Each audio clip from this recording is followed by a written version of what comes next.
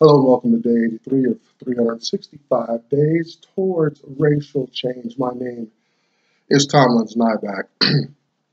We're here discussing Black issues, how to better understand ourselves, how Blacks are situated in the American landscape, addressing issues, of course, racism, slavery, poverty, marginalization, and whatnot, and how whites, other European nations, other peoples are using the system to better themselves to just step over American Blacks, descendants of slaves, so to speak.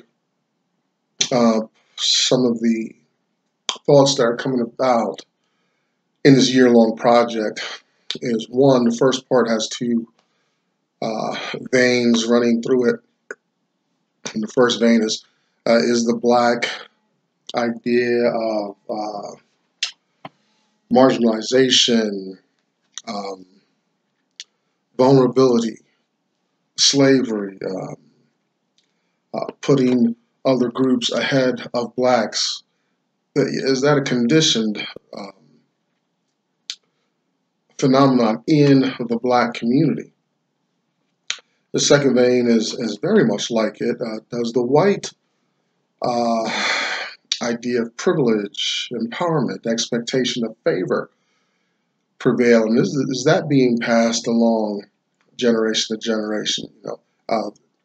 In my mind, I thought for a long time all peoples kind of start out on a smooth and clean slate, but that may not be the truth when it comes to accessing the wealth and resources of America. And that segues into the second thought that's developing in this year-long project, is that are Blacks being properly educated? Do we have a financial language? Do we understand what the U.S. dollar means to the world internationally? Do we understand how a few white men and a few American banks can upset the total global economy? Do we understand where that's coming from, why they're so interconnected?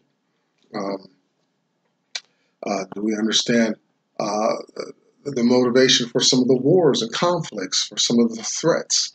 Why we've erected borders and walls in the South, yet it seems to be wide open in the North of America. So those things,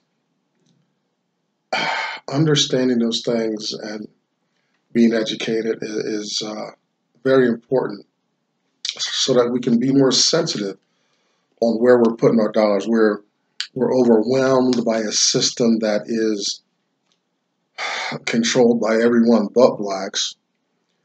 But if we can be more sensitive, be more intentional with where our dollars go or not go, if we can resist a little more, now that I know the influence of China and China's products flooding the United States, and it's not necessarily their products, it's that the United States has outsourced its manufacturing to such a degree that while China's branding may not be apparent, it's definitely evident in the source of the bulk of manufacturing in the United States. And also, Blacks there may be a third idea bubbling here coming up on 2020 presidential election, is Blacks need a political education. And from time to time we chime in, take the political pulse of the nation, of Black awareness, and see if we can motivate the Black community to get more than symbols. Civil rights and integration, social integration, and things like that were symbols. Well, we didn't get tangible access. Part of the reason is you can't legislate. You can't make a law and legislate the heart of man. Those are a lot of the things that are important here as we go through this project. I'm inspired by a man named Dr. Claude Anderson. I don't know him personally, but I was introduced to his work through videos and some of his lectures and stuff, and he was right on point. He articulated the pressures and the problems I feel in America as a black man, the stereotypes, the sources, and all these things I couldn't name. I couldn't put my finger on them, but I was feeling uncomfortable in my own land. He's come along and done a great job in explaining these things to me. I've read 3 of his works. The first one was a Black History Reader, 101 Questions You Never Even Thought to Ask. I learned so much when we rely on these books heavily as we go through this project. Black Labor, White Wealth. We've been spending a couple days in here, and today will be no different. Just a brief, or just kind of summarizing some stuff that we've talked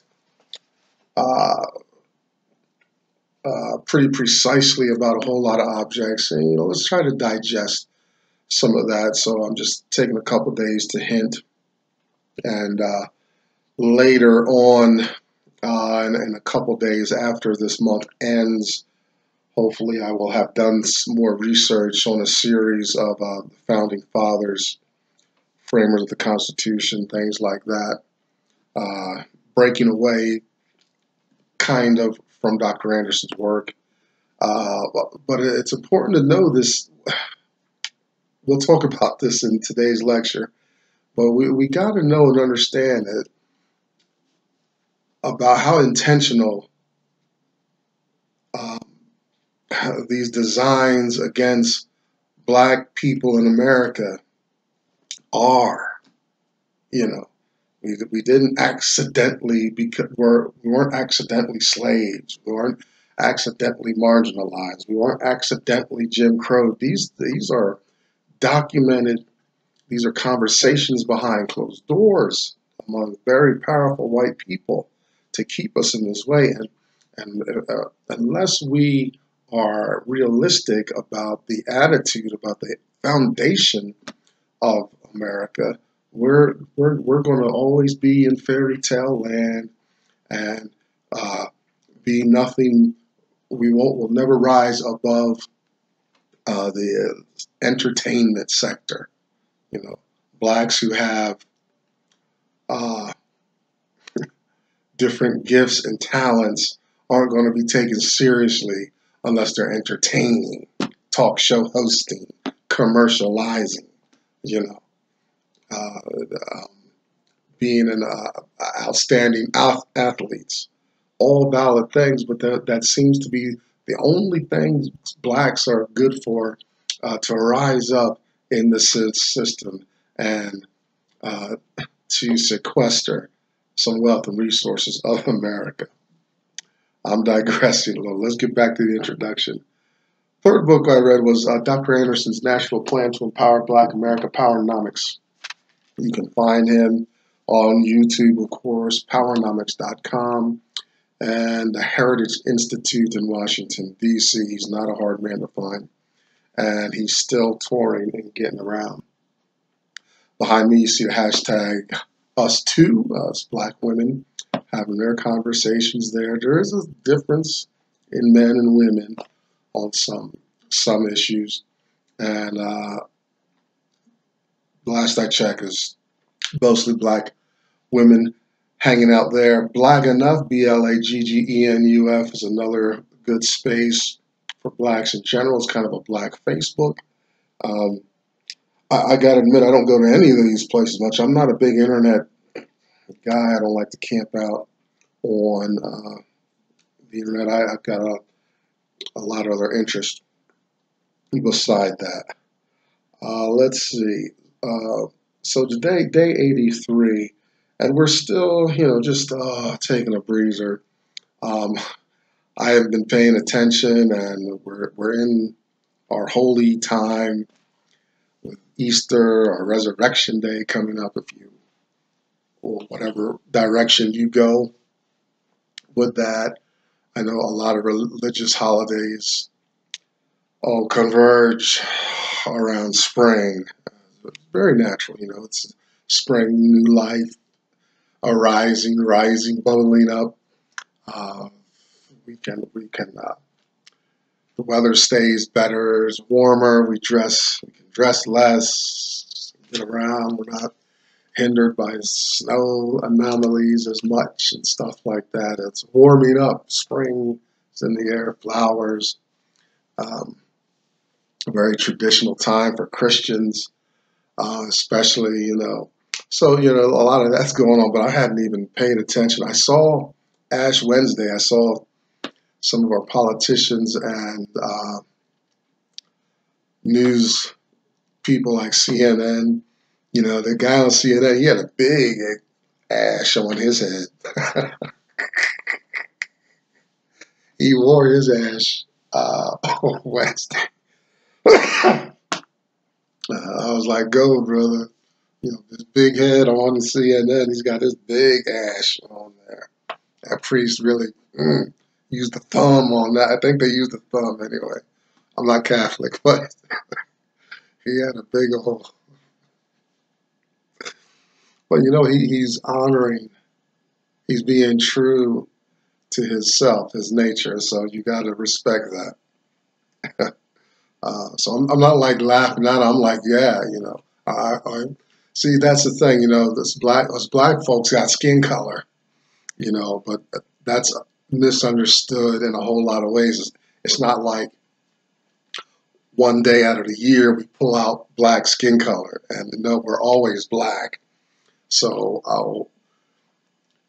it'd be nice if we had our own little respected traditions, more than slang, ebonics, being good at sports. I've said this kind of in the past about blacks. We don't have holidays. Now we don't have, well, we got Black History, Dr. King's birthday, things like that. What I'm saying is those are so watered down, and business goes on as usual on those days. I think if banks close, then you're approaching something serious, and especially if that holiday falls on a weekend and the banks close Friday or Monday. Oh, well, you're working with some heavy duty. But anyway, I think we got Dr. King's. I don't know. I'm always working on Dr. King's birthday, so I think the banks may close. That's how you tell. That's the yardstick. Did the banks close during the work week? Okay, then that's a legitimate holiday.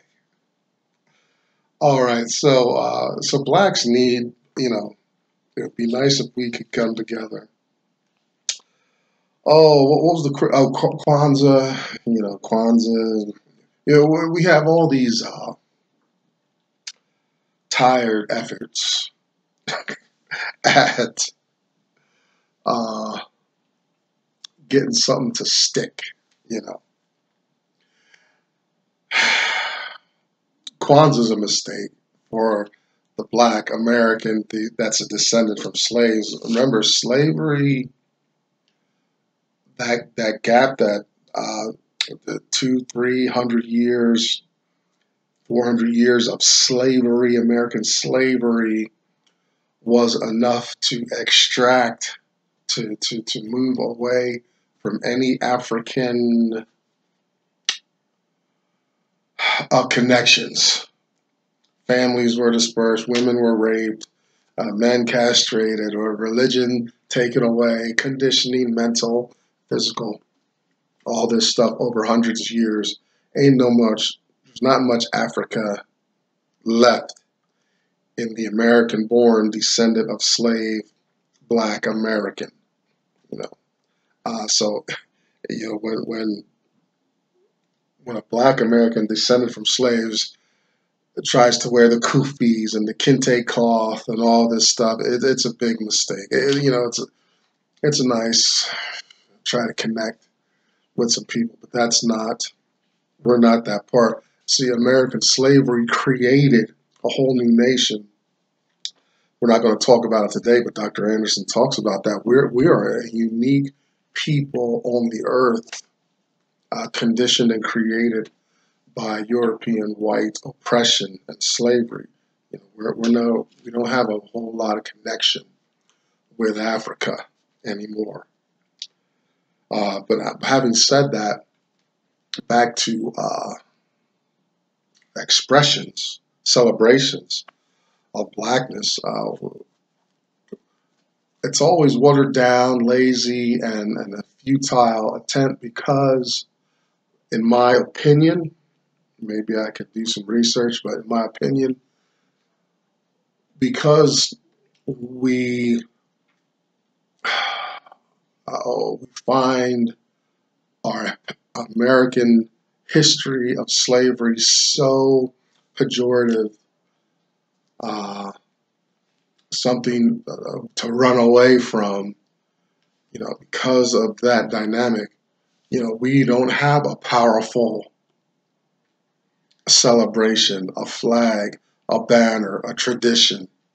You know, we are dispersed and we are getting along in white, in the white majority as best we can.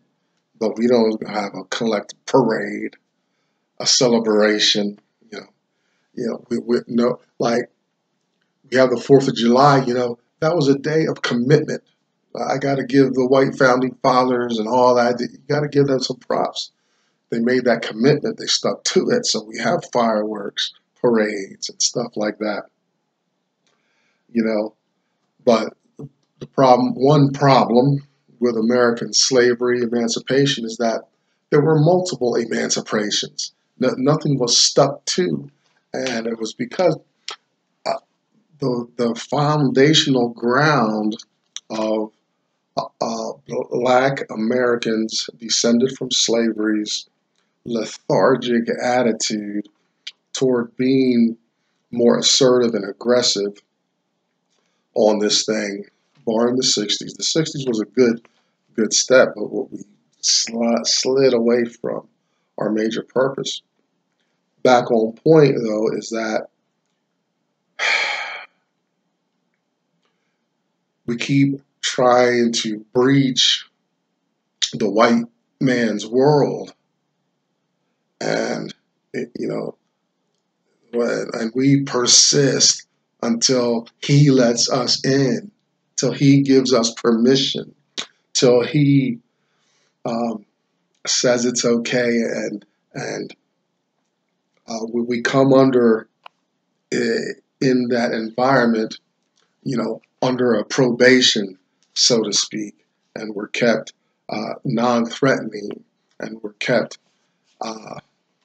keep our voice down, so to speak, if you know what I'm saying. So those are some issues that keep blacks from, saying enough is enough, extracting themselves from the majority white system, and sticking to creating and having their own expression of life in America. No, it's not an easy task. I'm not trying to lay some trip on anyone, because I don't want anybody knocking on my door or telling me that I'm not doing enough. It's complicated. And a lot of energy is spent just trying to get ends to meet, which is another scheme, a device by the powers that be to keep people, especially blacks, under some level of control and vulnerability. Having said all that, these last few minutes we're going to spend just talking about acknowledging white help. I can talk negatively about whites allowing blacks access to this and that, but that is the way it is until blacks begin to sequester their own source of sustenance, strength, uh, their own identity that can be independent of whiteness. You know, we are still dependent and finding help from the white community. I acknowledge that. You know, we'd still be slaves. Blacks would still be slaves today if enough whites did not come against that for whatever reason. You know, economic, moral, what have you.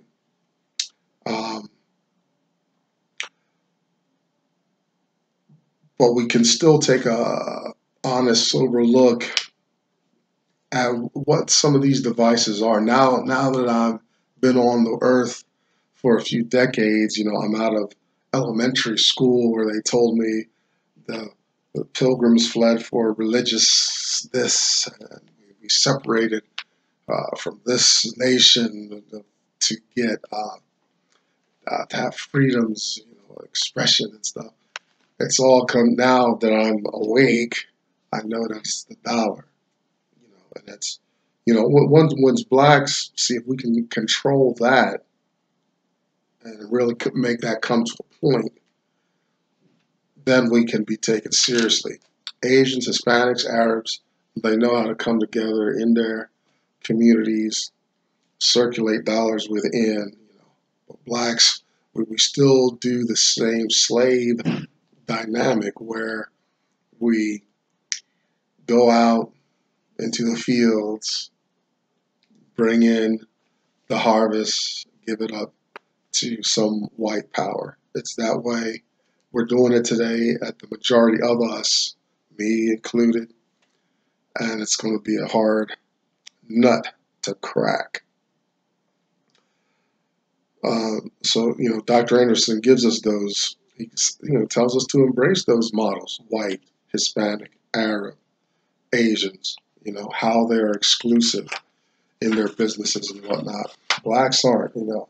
And we lack business, we lack the allegiance, accountability, a lot of things are screwed up there that we've got to turn around, refocus. The best where I'm at right now in this stage of life is that I've stopped digging the hole. I've become aware of what I've been doing, who I've been embracing and supporting, and I've stopped digging the hole, you know, just trying to level out my little foundation. I don't want to go any lower, and I got a long way to go upwards. In whatever way, you know, I'm pleased with myself just having my space and my quiet right now, instead of being so having always being encroached upon. That's my life story. That's another project. Now, having said that, we're in this information age, and things might have looked different business-wise if we were more industrial age. There was, I feel, a more sense of equity. There were still ways to impede black progress, but now in the information age, exploitation has taken on a whole new form, it's on steroids. People just want to get you all subscribed and just automate this, taking your dollars from you. Well, they write a little computer program, automate this financial system, and then they can just sit back and watch money get dumped into their bank account. It's very impersonal and non-caring. I don't like that. I'm glad I did not come from that generation, that farce, you know. But we got this impersonal system of raping each other now financially. And so I'm doing my best to resist that. But having said that, when we look at embracing other cultures and how they keep their dollars and make progress in America, I'm not talking about exploiting each other in that way. And there are blacks, whites, Asians, every color under the sun just waiting and chomping at the bit to get someone signed up on their automated system. I'm saying all this, I'm trying to drive home this exploitation and automation. Because if we go back to the origins of the vast commercialization of slavery, of exporting that free black labor from Africa, that's the same thing I see happening. From there, it's almost now history is repeating itself, but now we don't see each other. Green dollars have leveled the field. So having said that, this exploitation of free black labor out of Africa, this present day exploitation of getting people to sign up for subscriptions, even car insurance companies. Now they keep records on you if you didn't discontinue your car insurance. They kept the bill going, and now there's only 2 or 3 giants with all these little insurance companies in house, so they all communicate. Whereas if you go to get your car insurance, now they bring up all these past documents that you didn't close your account when you stopped paying us. And so now we want this, we got to ramp you up a couple $100 a month system. Bizarre. I say no. If I stop paying a bill, I stop getting the service. But now the whole business model has changed. I can stop paying a bill, but they keep the tally going. Now I say all that to say is for black folks, just to be careful in how we embrace these models.